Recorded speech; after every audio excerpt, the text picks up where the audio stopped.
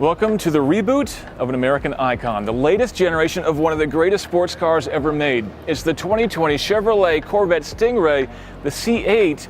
And this is a huge reinvention for this car. More changes than we've ever seen before, so many that I hardly know where to begin, but the engine is always a safe bet. Now, normally when you talk about a Corvette and you want to talk about the engine, you go pop the hood. This time, the engine's back here. This is the first mid-engine Corvette, but don't worry, it's still packing a big V8. 6.2 liters to be specific, just like before. Chevy not going with a turbocharged V6 or anything like that, but they still managed to find 30 more horsepower than before. With the performance exhaust, this thing puts down 495 horsepower, and combined with the new 8-speed dual-clutch transmission, means this thing can get from 0 to 60 in less than 3 seconds. That's almost as fast as the old ZR1.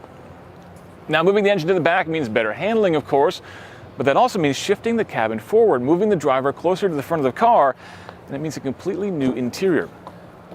Chevrolet said they took inspiration from fighter jets to make this very driver-focused, specifically name-dropping the F-22 and the F-35, and that certainly looks pretty radical in there. The 12-inch infotainment screen is tilted toward the driver, and I think it looks pretty good, but I'm a little worried about that row of buttons on the right there. We'll see how that works in practice.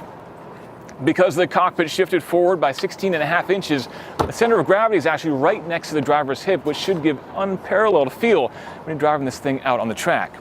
The short nose makes this Corvette look significantly different than any Corvette we've seen before, but still, it's familiar, and frankly, I think it looks really good. But we still got two big questions. Number one, how much is it going to cost? And number two, what's it going to be like to drive? I look forward to getting answers to both of those in the coming months.